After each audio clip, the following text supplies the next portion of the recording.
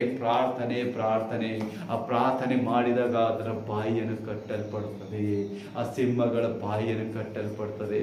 21 ಉಪವಾಸ ಪ್ರಾರ್ಥನೆಯಲ್ಲಿ ದಾನಿಯೇಲನಿಗೆ ಆ ಪ್ರಾರ್ಥನೆಯ ಉತ್ತರ ತರುವಿಕೆ ಮಿಖಾಯೇಲ ದೇವದೂತರು ಯಾವುದು ಸತೆ ಸೈತಾನನ ಜೊತೆ ಯುದ್ಧವಾಡಿ ಆತನು ಆನ್ಸರನ್ನು ತರುವಂತಾದ ಉತ್ತರವನ್ನು ತಂದಿದ. ನೋಡಿರಿ, ನಮ್ಮ ಪ್ರಾರ್ಥನೆಗೆ ಎಷ್ಟು ಶ್ರೇಷ್ಠವಾದ ಒಂದು ಬಲವಾದ ಕಾರ್ಯವಿದೆ.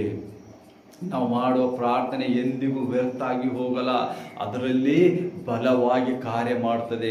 ನೀವು ಪ್ರಾರ್ಥನೆ ಮಾಡುವಾಗ ಅಲ್ಲದಾರದಂತ ಕೇಳಿ ದೇವರ ಮನಸ್ಸನ್ನು ನೋಯಿಸಬಾರದು. ನಿನಗೇನು ಬೇಕು ದೇವರಿಗೆಲ್ಲ ಮೊದಲೇ ಗೊತ್ತಿದೆ. ನೀನೇನು ಮಾಡಬೇಕು, ದೇವರ ಸಮ್ಮುಖದಲ್ಲಿ ಪ್ರಸನ್ನತೆಯಾಗಿ ಹೋಗಬೇಕು. ನಿನ್ನ ಪಾಪ ದ್ರೋಹಗಳು, ನೀ ಯಾರಿಗಾದರೂ ದ್ವೇಷ ಇಟ್ಟಿದ್ದಿ ದೋಷ ಬಿಡು. ನೀ ಯಾರ ಮೇಲಾದರೂ ಹಠ ಹಿಡಿದಿದ್ದಿ ಹಠವನ್ನು ಬಿಡಬೇಕು. ನೀ ಯಾರ ಮೇಲಾದರೂ ನೀನು ಕೋಪಗೊಂಡಿದ್ದಂದ್ರೆ ಅದು ಬಿಟ್ಟು ಬಿಡಬೇಕು. ನೀನು ಯಾರಿಗಾದರೂ ಮೋಸ ಮಾಡುತ್ತಿದ್ದಂದ್ರೆ ಮೋಸ ಬಿಡಬೇಕು.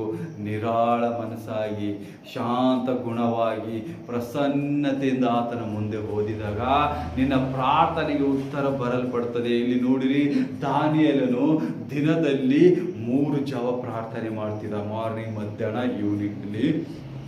ದಿನಾಂತರ ಪ್ರತಿ ದಿನ ಅದೇ ಅಭ್ಯಾಸ ಮಾಡ್ತಾ ಇದ್ದ.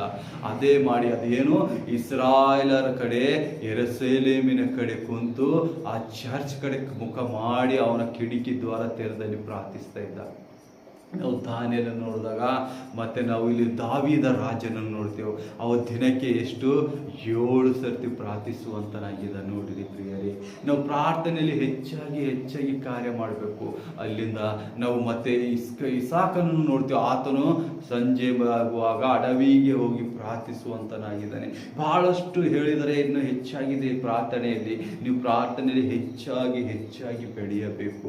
ನೀವು ಎಷ್ಟೆಲ್ಲ ಪ್ರಾರ್ಥನೆ ಮಾಡ್ತೀರಿ. ನಾವು ಹೊಸ ಒಡಂಬಡಿಕೆಯಲ್ಲಿ ನೋಡ್ತೀವಿ, ದೇವರು ಶೋಧನೆಗೆ ಒಳಗಾಗಲಿಕ್ಕಿಂತ ಮೊದಲು ಏನಂತಾನ, ಎಲ್ಲರನ್ನು ಪ್ರಾರ್ಥಿಸಿರಿ. ಮತ್ತೆ ಶಿಷ್ಯರು ಏನು ಕೇಳ್ತಾರೆ, ಏಸಪ್ಪ ನಾವು ಯಾವ ರೀತಿಯಾಗಿ ಪ್ರಾರ್ಥಿಸಬೇಕೆನ್ನುವ ಪರಲೋಕವೇ ತಂದೆ ಎನ್ನುವ ಪರಲೋಕ ಪ್ರಾರ್ಥನೆ ಅವ್ರಿಗೆ ಹೇಳಲ್ಪಡ್ತಾರೆ. ಅದಕ್ಕಾಗಿ ದೇವರು ಯಾವಾಗ ಹೇಳ್ತಾನೆ, ನೀವು ಪ್ರಾರ್ಥನೆ ಮಾಡಿರಿ. ಎಲ್ಲ ಮುಂದೆ ಬರುವ ಹೊಸ ಒಡಂಬಡಿಕೆಯಲ್ಲಿ ಎಲ್ಲರೂ ಆತನಿಗೆ ದಿನ ರಾತ್ರಿಯೆಲ್ಲ ಪ್ರಾರ್ಥನೆ, ದಿನ ರಾತ್ರಿಯೆಲ್ಲ ಸೇವೆಯಲ್ಲಿ ಅವರು ಕಾಲ ಕಲಿದರು. ಯೇಸುವೆ ನಾವು ಏನು ಉಟ್ಕೋಬೇಕು, ಏನು ಊಟ ಮಾಡಬೇಕು, ನಾವು ಎಲ್ಲಿಗೆ ಹೋಗಬೇಕು, ಯಾವ ರೀತಿಯಾಗಿ ಸುವಾರ್ತೆ ಸಾರಬೇಕು, ಯಾವ ರೀತಿಯಾಗಿ ಸ್ವಸ್ಥತೆ ಮಾಡಬೇಕಂತ ಚಿಂತಿಸಿಲ್ಲ. ಯೇಸುವಿನ ಸಮ್ಮುಖದ ಹೋಗಿ ಪ್ರಾರ್ಥನೆ ಮಾಡಿದರೆ ಯೇಸು ಏನು ಮಾಡ್ದ, ಅವರಿಗೆ ಮಾರ್ಗಗಳನ್ನು ತೆರೀತಾ ಹೋದ. ಎಲ್ಲ ಮಾರ್ಗಗಳು ಇವತ್ತು ನಿಮ್ಮ ದುಃಖ, ಚಿಂತೆ, ಭಾರ, ಮಾಟ, ಮಂತ್ರ ಎಲ್ಲ